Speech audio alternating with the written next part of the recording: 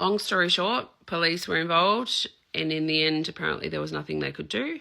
I've tried to film this a few times. It goes quite long, so I'm going to give like a full overhaul. You've got your short answer now if you can't be bothered to listen. Anyway, so when we got the letter, it was late in the afternoon, and I was so fucking shocked. Like, the first thing I did was run out the front, and I rang my sister because I didn't want the children to hear me digest that letter. So I was just fucking thrown. First immediate thought was, this has to be someone off Reddit, right? We cop a lot of shit, and I'm no stranger to it. I was like, it's got to be someone off Reddit. But as I'm reading the letter and like really thinking about it logistically, it just did not feel like that behavior, because you would think if it was someone off Reddit, like that behavior would have happened previously or something. And the way that yes, they're mean, but like I just couldn't imagine them sending a letter telling a child to unalive herself, right? Like, they will say mean things. Maybe they'd say it to me, but I couldn't see them doing that. So as much as I dislike those people on Reddit, I just didn't feel like they would go to that level. So I'm reading through the letter, I'm breaking it down, and there was one particular comment that kept jumping out at me. And, you know, in amongst the insults about Munro, they flipped back to, they talked about my hair, like how disgusting your mum's hair is, or something like that. I'd have to go back and read the letter to quote it directly, right? But it just felt like a really random thing to add in there. And it made me think back a couple of months prior, I started getting harassed one random night by Munro sperm donor's girlfriend, Amy. Now, I hadn't spoken to this person. I'd only ever spoken to this person like fucking years ago, before Munro was even born.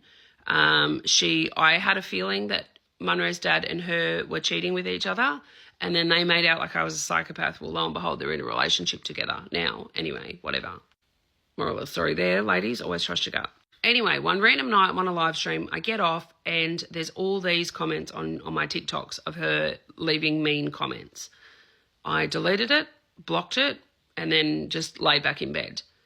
Shortly after, my phone started dinging up with notifications from Facebook. She went onto my Facebook page and started leaving comments on my posts on Facebook, and then messaged the page on there as well. And I'd have to go back again with your screenshots. Maybe I should show them all. Let me know if you want to see everything. So I'd have to go back, but I'm pretty sure I was like, mate, you need to get off the grog or something like that. Like, I didn't engage too much with her, but I was like, what the fuck is happening? It felt like, because she's a middle-aged woman, and it just gave off like that middle-aged woman had too much to drink one night, went on a fucking rampage, you know? That's what it was giving. So anyway, said that, then blocked her. After that, not long after I'd blocked her there, then she went and fucking emailed me through my website. Again, just saying mean fucking comments. And one of the comments she left, though, that made me, when I read this letter, made me think back to her. She spoke about my hair. She randomly was leaving a comment like, declare the money you earn on OnlyFans, and then goes, hair, Jesus, I don't know how I keep him, your hair rocks. That's a random thing to say in amongst other insults, right? Like, just random, it's fucking random. So it felt very similar to what was in this letter. So I was like, this has to be, like, just the way that she was leaving all these other comments and the way she'd go from here to here to here to here, it felt similar to the letter. Read it out to my sister. My sister had seen all those other comments when she went on her rampage before and was like, yeah, this feels like it probably is. Anyway, we went to the police the next day. I didn't want to take Morrison. So I went with Munro. They interviewed me. They formally interviewed Munro and recorded that. They took the letter, and she was going to serve a DVO against Amy, because from all of the screenshots that I had with all of the insults versus what was on the letter, she also believed it to come from Amy. So we then, I think we got an interim DVO. This was so long ago. I can't remember. It was like a year ago. Anyway, we were waiting for because Amy lives in Sydney, so we were waiting for the police in Sydney to serve her with that, and then we were going to go to court. So there were court dates for the DVO to go through, and she wouldn't show up to any. And I don't know if she didn't show up because she hadn't been served formally yet or what, but for a while there, they were just getting adjourned again, even though when we were working with victim services, they'd said, well, after like the second or the third, it should automatically be served, but that didn't end up happening anyway. So after a while, we got a phone call from the original police officer that assisted, and she said that police prosecution were worried that there wasn't enough to go through and get the DVO formally served. Did I still want to go ahead with it? I said, yes, I do. And so I said, why can't you get the letter fingerprinted? Why was her phone not searched? Like, you could have taken her phone.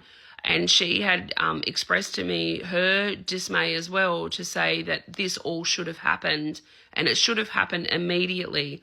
But because the police in Sydney didn't act on it for months and months and months, like the time frame had passed, or they didn't do it, or whatever. So her phone should have immediately been taken, so they could go and look up to see if she'd left those comments, see if there was anything else.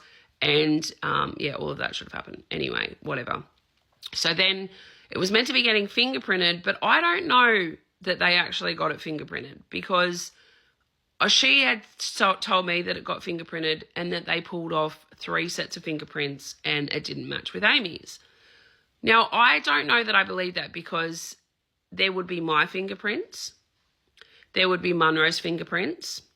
On the envelope itself, there would be the post, like multiple, because she said that there were 3 fingerprints off the envelope and off the letter, which is not true, right? So you would have my fingerprints on the letter. You would have Munro's fingerprints on the letter. You would have Hendrix's fingerprints on the letter. You would have the police officer's fingerprints off the letter. And you would have then, because she didn't wear gloves the first time she held it, like she was just reading it. And you would also have whoever wrote the letter. Then on the envelope, there would be more than 3 sets of prints, because there would be my set of prints, there would be Munro's set of prints, there would be the multiple post office workers, like the person who sent the letter, but then, I took it back to the post office. I didn't show the post office person the letter before I went to the police station. I showed them the envelope. I said, are there any identifying stamps on this, like the stamps that you've got? Is there anything that can track where this came from? Unfortunately, there wasn't. If it was a parcel, yes, but because it was a letter, no. Anyway, so their fingerprints would be on it, plus whoever has dealt with it, transferring it, right? There would be more than 3. There would be more than 3 just from me, Munro, the police officer. So I just find that odd that there would only be 3. Anyway, so I don't know. I actually have been thinking about going back to the police station and seeing if they'll give it back to me. 1, that should have fingerprint residue, right? If it was fingerprinted, so I should be able to see. 2, I would like to fucking try and pay someone to see if I can get it fingerprinted, or handwriting analysis. I wish I knew someone that knew her, because whilst the letter was typed on a computer or whatever, there was writing on the front of the envelope. So if I fucking could find someone that knew her that would give me something that she'd written, I feel like I could do something there. But obviously I don't know this person to be able to get her handwriting. Now, people on Reddit have accused me of it being my handwriting. If I can get a letter, I'll pay for a handwriting analysis myself with my own handwriting, because that handwriting is neat. I literally write like a 2-year-old. Like, my handwriting is fucking atrocious, but I will fucking gladly do that.